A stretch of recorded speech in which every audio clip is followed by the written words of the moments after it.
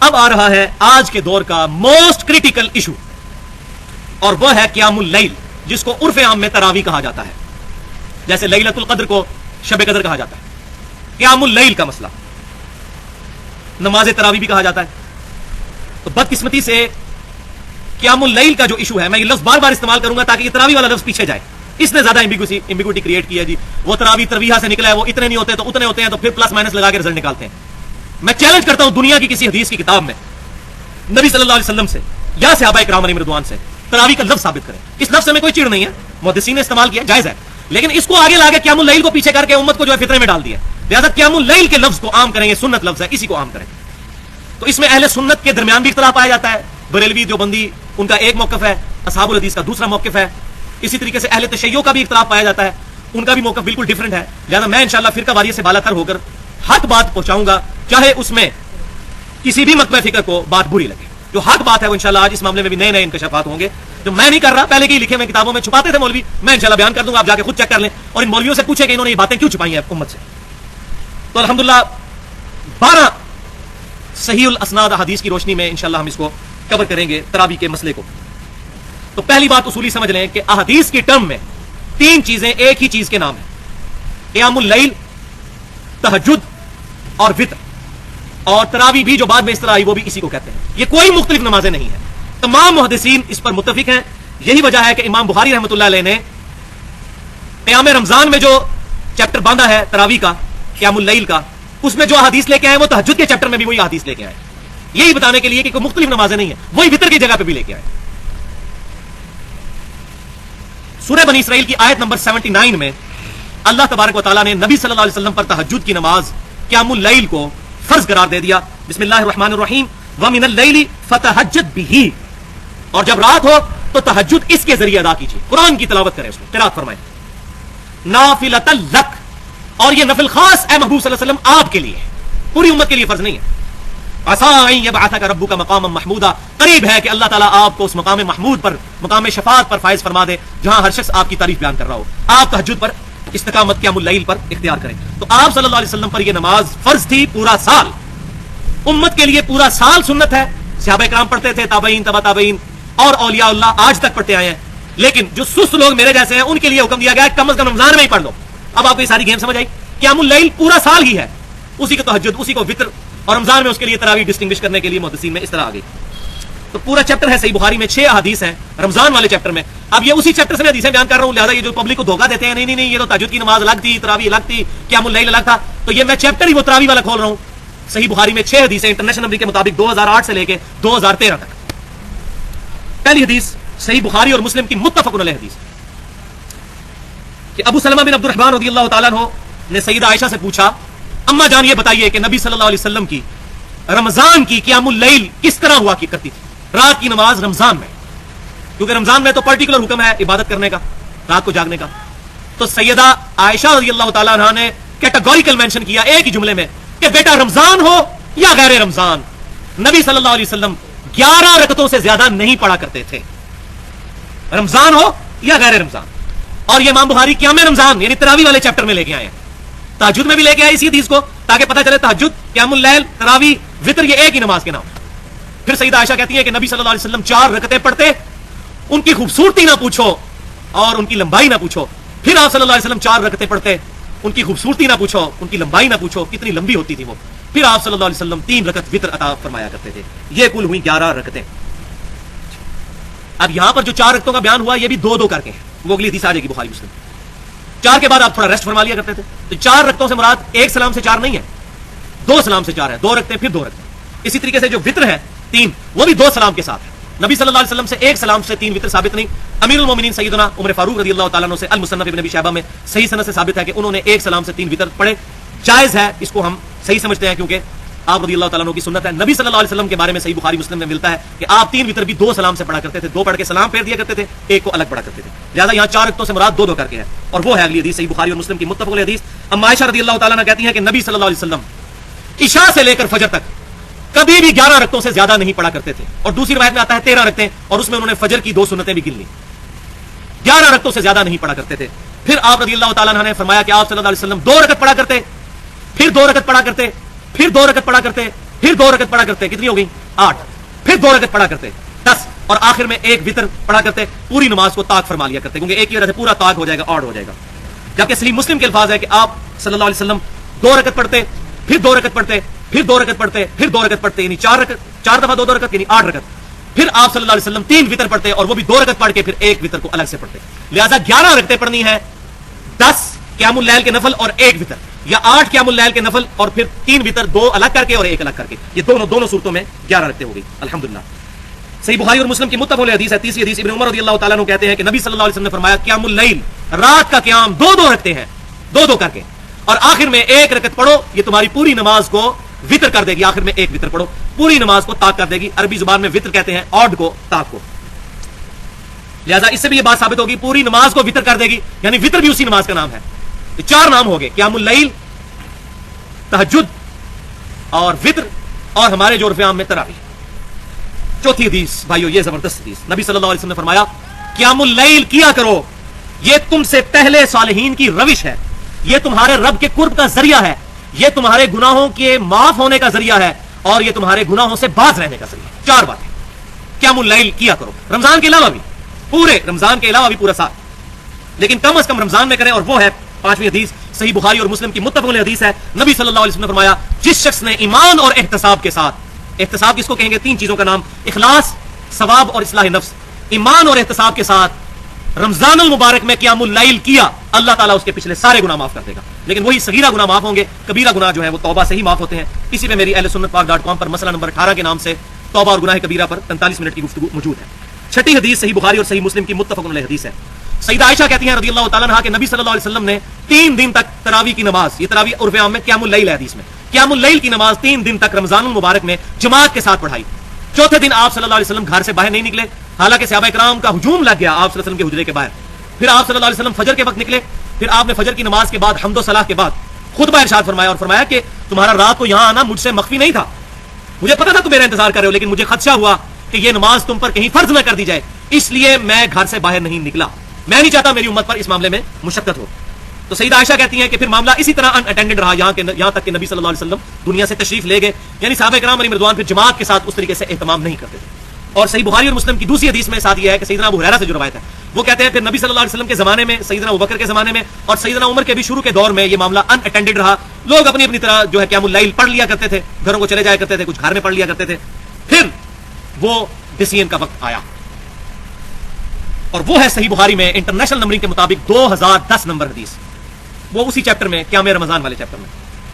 عبد الرحمن بن عبد القاری کہتے ہیں کہ ایک رات میں سیدنا امیر المؤمنین عمر فاروق رضی اللہ تعالیٰ عنہ کے ساتھ مسجد نبوی میں آیا تو دیکھا کہ بعض لوگ اکیلے اکیلے قیام اللیل کر رہے ہیں رمضان کا، بعض لوگ ٹولیوں کی شکل میں ایک ایک حافظ آگے کھڑا کیا ہوا ہے، اس کے پیچھے نیت کر کے مختلف جگہوں پر نمازیں ہو رہی ہیں.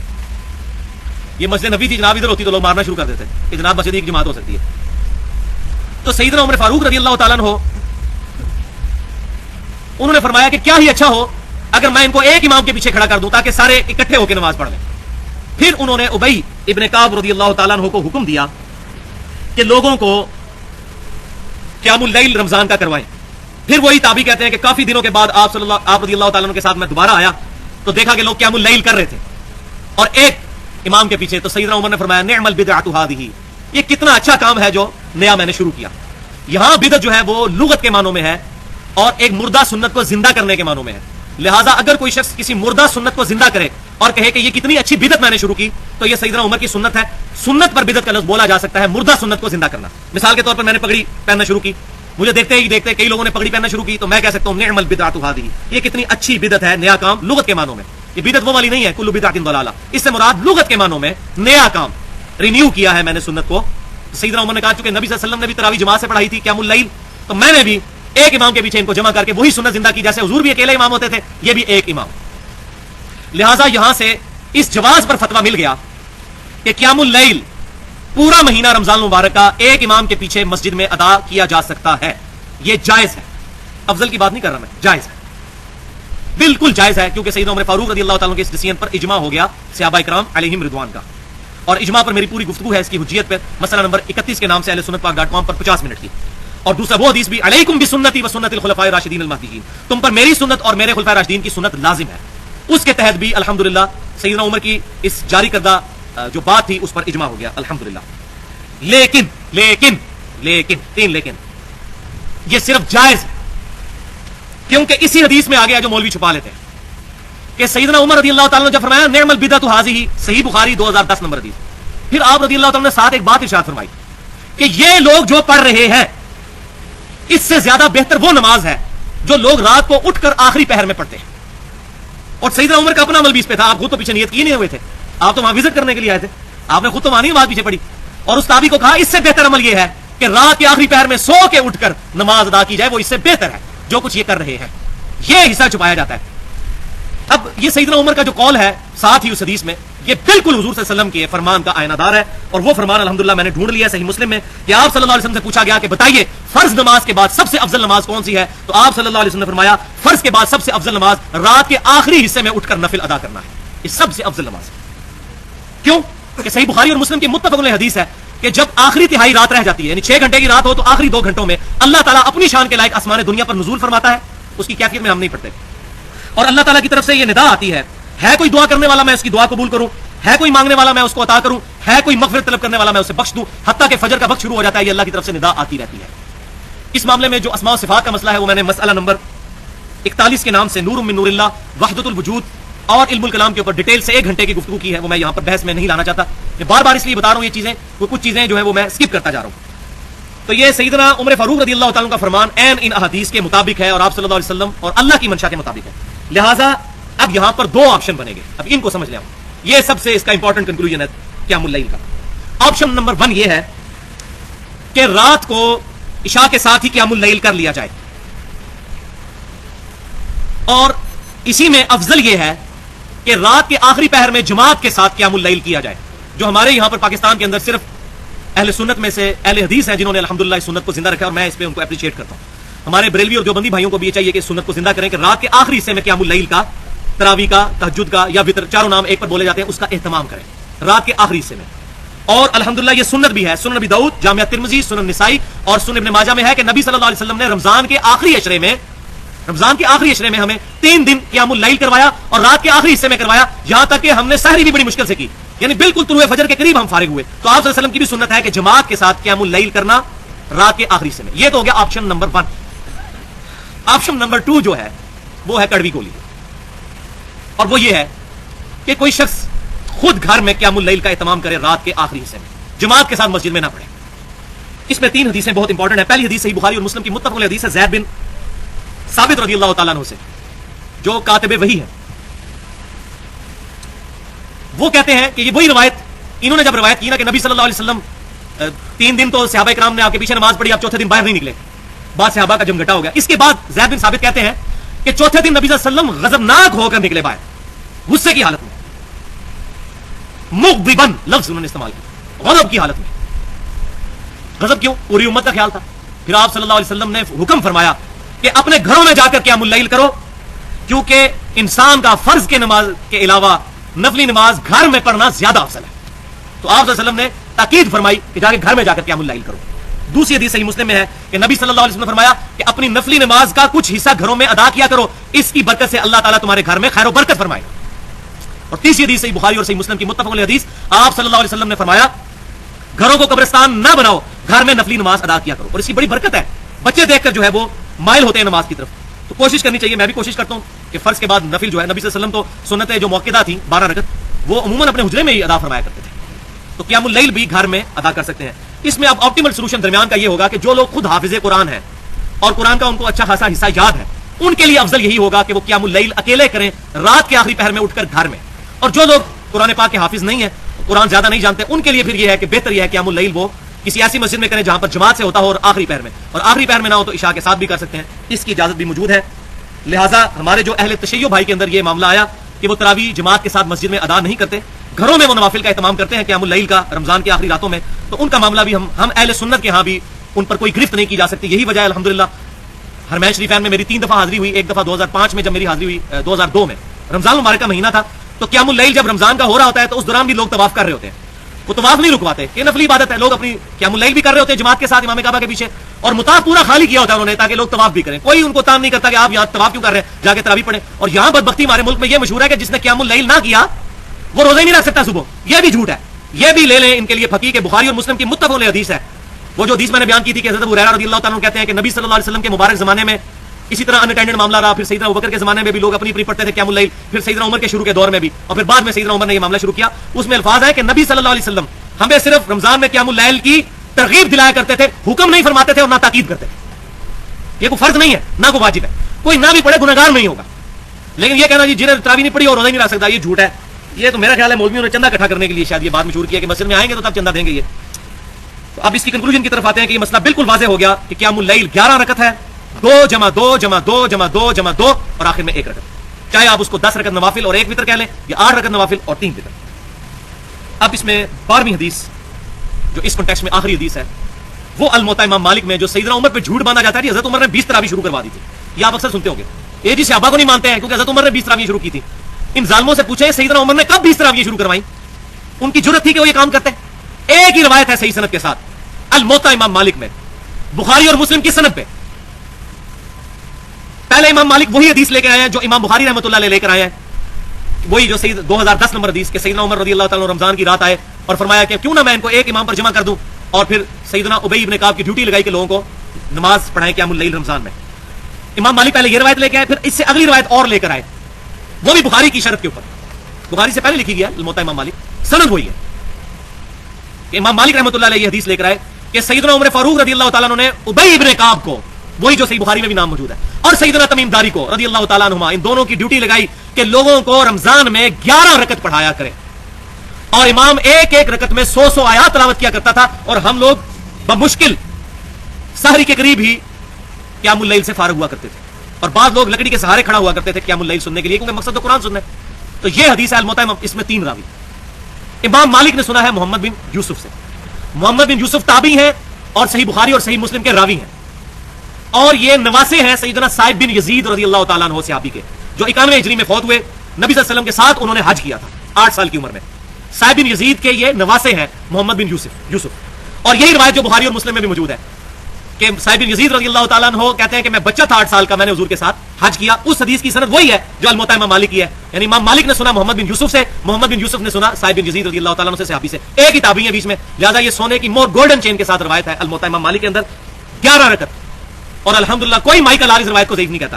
ایون مفتی احمد یار خان نعیمی صاحب جو بریلوی ہیں, انہوں نے بھی جال حق میں اس روایت کو ایڈریس کیا, کہتے ہیں یہ روایت تو بالکل صحیح ہے لیکن حضرت عمر کو اصل میں بھلیکھا لگ گیا سی. انہوں نے پہلے 11 شروع کرائی, بعد 20 کر دیا سر.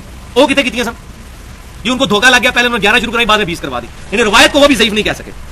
اس کے بعد ایک اور منقطع روایت بھی امام مالک لے کر آئے ہیں کہ یزید بن رومان کہتے ہیں رحمۃ اللہ علیہ کہ سیدنا عمر کے زمانے میں لوگ 23 رکعت ادا کرتے تھے, 20 رکعت نوافل قیام اللیل کے اور 3 وتر. لیکن یزید بن رومان رحمۃ اللہ علیہ سیدنا عمر کے زمانے میں پیدا بھی نہیں ہوئے تھے. اصول محدثین پر یہ منقطع روایت ہے اور پکی ضعیف روایت ہے.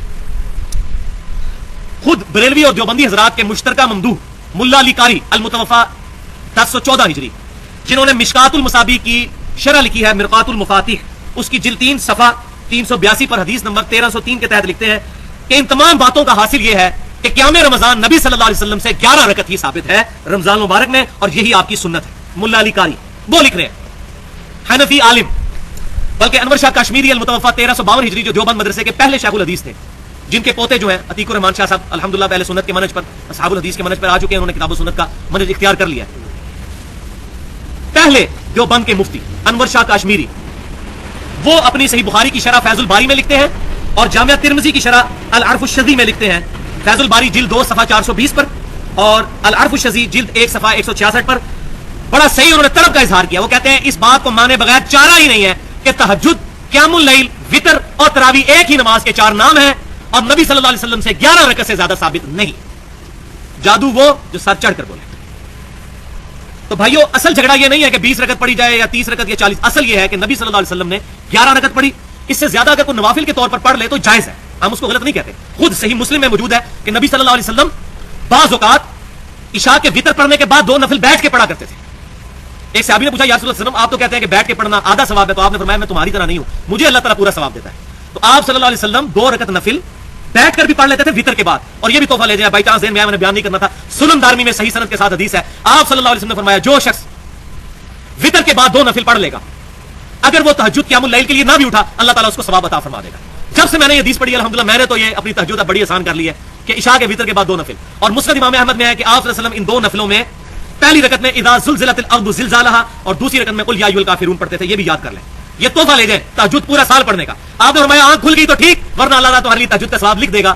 2 رکعت نفل صحیح مسلم سے بھی ثابت ہے کہ آپ نے وتر کے بعد پڑھے. لہٰذا اس سے یہ بات بھی پتہ چلی کہ وہ جو حدیث ہے صحیح بخاری اور مسلم کی کہ وتر کو اپنی نماز کی آخری نماز بناؤ, اس کا مطلب یہ ہے کہ آپ کی نماز آڈ رہنی چاہیے.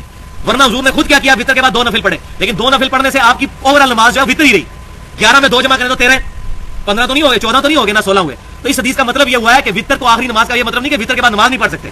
وتر کے بعد 2 رکعت کر کے پڑھو, یعنی وتر دوبارہ نہ پڑھو, ورنہ وہ پھر دوبارہ ایون ہو جائے گی. یہ اس حدیث کا فہم ہے جو الحمدللہ اکثر لوگوں کو کلیئر نہیں, میں نے آج الحمدللہ کلیئر کر دیا.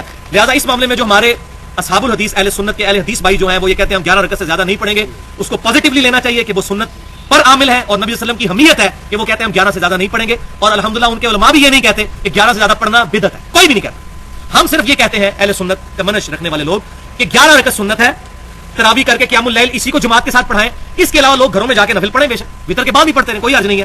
وتر کے بعد جتنے پڑھیں گے 2 کر کے وہ نماز وتر ہی رہے گی, وہ آڈ ہی رہے گی, ایون نہیں بنے گی, جفت ہی رہے گی, طاعت نہیں ہوگی. لہٰذا 20 رکعت یہ بالکل صحیح سند کے ساتھ ثابت ہے. میں 2 نمبری نہیں کروں گا. المصنف ابن ابی شیبہ میں اور سنن الکبری بہیقی میں کہ کئی تابعین 20 رکعت نوافل بھی ادا کیا کرتے تھے, لیکن اپنے اپنے, جماعت کے ساتھ نہیں. اور بعد سے 40 رکعت 41 رکعت بھی ثابت ہے وتر ملا کے. تو اگر کوئی 20 پڑھے, 41 پڑھے, 23 پڑھے, جتنے مرضی پڑھے, لیکن تراویح کر کے قیام اللیل سنت وہ 11 رکعت ہی ہوں گے. اور اس میں الحمدللہ امام ترمذی رحمۃ اللہ علیہ انٹرنیشنل نمبر کے مطابق 806 نمبر حدیث میں بڑی ڈیٹیل سے بحث کی ہے ان بدبختوں کے لیے جنہوں نے یہ مشہور کر دیا کہ جی 20 رکعت پہ اجماع ہے. جھوٹے لوگ, 20 رکعت پہ اجماع کیسے ہے؟ سنت کے خلاف اجماع ہو ہی نہیں سکتا کبھی بھی, وہ اجماع ہی نہیں ہوتا جو سنت کے خلاف ہو, اجماع ہو ہی نہیں سکتا. تو امام ترمذی نے 806 نمبر انٹرنیشنل نمبر کے مطابق حدیث کے تحت لکھا ہے کہ احمد بن حنبل رحمۃ اللہ علیہ فرماتے ہیں کہ تراویح کے بارے میں, قیام اللیل کے بارے میں رمضان میں مختلف اقوال ہیں, اس میں کوئی قید نہیں, جتنی مرضی رکھتے پڑھو. اور امام شافعی رحمۃ اللہ علیہ کا قول صحیح سند کے ساتھ مختصر قیام اللیل, امام محمد بن نصر المروزی رحمۃ اللہ علیہ المتوفا 294 ہجری جو پہلے 300 سال کے محدثین میں سے ہیں, انہوں نے قیام اللیل پہ کتاب لکھی ہے. اس میں 272 احادیث اور آثار جمع کیے ہیں. اس میں صحیح سند سے امام شافعی کا قول لے کر آئے ہیں کہ اگر قیام لمبا ہو اور رکعتیں بے شک مختصر ہو, لیکن قیام لمبا ہو, تو وہ میرے نزدیک قیام اللیل میں رمضان میں زیادہ پریفریبل ہے بجائے زیادہ رکعتیں پڑھنے کے. اور اس امام شافعی کے قول کو الحمدللہ ایک حدیث بھی صحیح مسلم کی سپورٹ کرتی ہے کہ نبی صلی اللہ علیہ وسلم نے فرمایا افضل الصلاۃ طول القنوت, افضل ترین نماز وہ ہے جس میں قیام لمبا ہو, سجدہ لمبا نہیں, جس میں قیام لمبا ہو. کیوں؟ یہ قرآن پڑھا جائے گا اس میں. یہ ساری گیم قرآن کے گرد گھومتی ہے. یہ رمضان کا مہینہ بھی قرآن کا مہینہ, شہر رمضان الذی انزل فیہ القرآن, رات تراویح میں قرآن, قیام اللیل میں قرآن, دن کو قرآن ہو رہی ہوتی ہے اس مہینے میں الحمدللہ.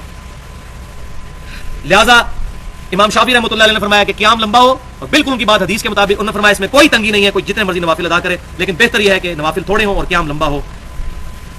اب رہا یہ مسئلہ, اب انشاءاللہ مزید 10 منٹ کے اندر یہ لیکچر کنکلوڈ ہو جائے گا انشاءاللہ تعالی. اکثر پوچھیں جی حرمین شریفین میں 20 تراویح کیوں ہوتی ہے؟ اگلے دن ایک دیوبند کے مفتی کا مجھے فون آیا کہ جی حرمین شریفین میں 20 رکعت تراویح ہوتی ہے قیام اللیل رمضان میں, تو پھر اجماع ہو گیا اس پہ. میں نے کہا ماشاءاللہ یہ اجماع کی تعریف ہے کہ جو کچھ سعودی عرب میں ہو رہا ہوگا اس پہ اجماع ہے. اجماع وہ ہوگا جس کو پوری امت ایکسپٹ کرے گی. سعودی عرب میں ہونا, حرمین میں ہونا, کوئی دلیل نہیں ہے اس بات کی.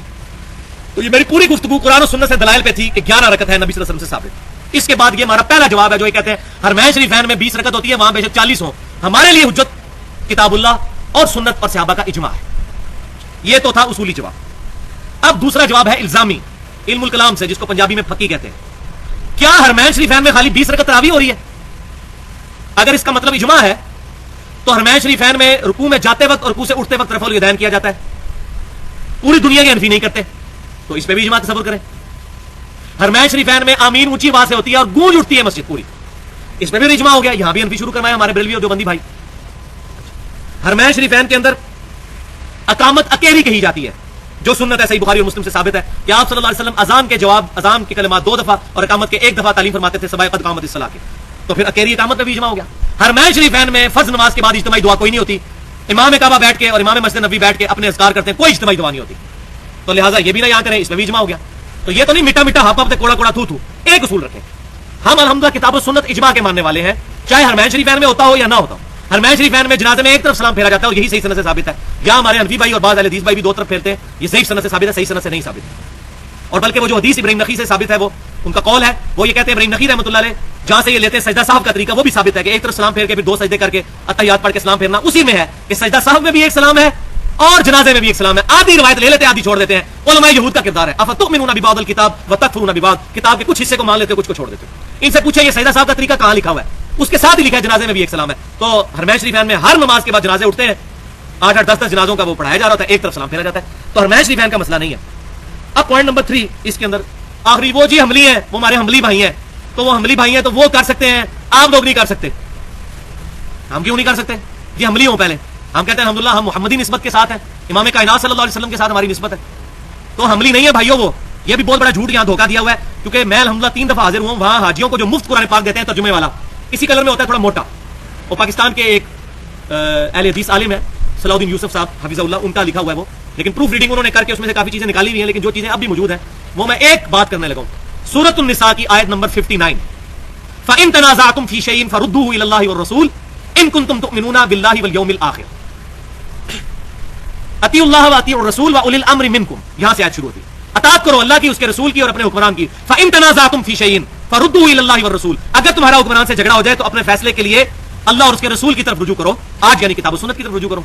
اگر تم اللہ پر اور آخرت پر ایمان رکھتے ہو تو فیصلہ اللہ رسول سے کرواؤ صلی اللہ علیہ وسلم. اس پہ میری پوری گفتگو ہے 25 منٹ کی. مسئلہ تقلید اور پہلے 300 سال کے مسلمان اہل سنت پاک.com پر تقلید پہ موٹی موٹی کتابیں ایک طرح ہیں اور 25 منٹ کی گفتگو ایک طرف, کہ نہ ہم مقلد ہیں نہ غیر مقلد ہیں, ہم متبع سنت ہیں. قل ان کنتم تحبون اللہ فاتبعونی یحببکم اللہ.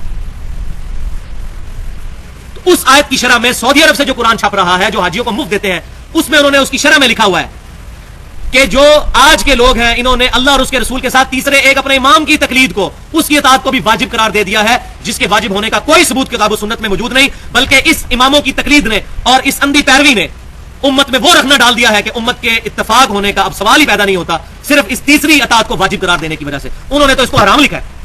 تو اگر وہ عملی ہوتے تو یہ کہتے کہ اماموں کی تقلید یا اطاعت کرنا یہ حرام ہے, خود اپنے پر حرام کا فتویٰ لگا رہے ہوتے. وہ الحمدللہ متبع سنت ہے الحمدللہ. تو یہ بھائیو ایک تاریخی مسئلہ ہے, اس کو بھی سمجھ لیں. 1925 کے اندر جب عرب ریولوشن کی وجہ سے حادثاتی طور پہ, وہ ریولوشن جس طرح بھی آئی تھی اس سے قطع نظر, حادثاتی طور پر کتاب و سنت کے منہج والے علماء کی حکومت آ گئی حرمین شریفین میں.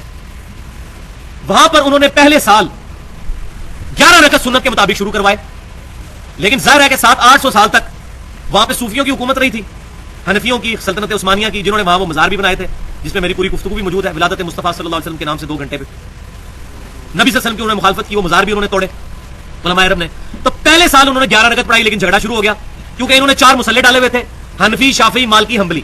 آج بھی جو آپ کو ویڈیو ملتی ہے حرمین شریفین کی تعمیر کی, اس میں بھی وہ مسلح موجود ہیں. 1955 میں توڑے ہیں انہوں نے, اٹھا پہلے لیے تھے. حنفی مسئلہ جو مسلح یہ خانہ کعبہ شریف پاکستان کی طرف سے دیکھیں ایسے, یہاں پر حنفی تھا, یہاں پر شافعی, یہاں پر جو ہے وہ مالکی اور یہاں پر حنبلی.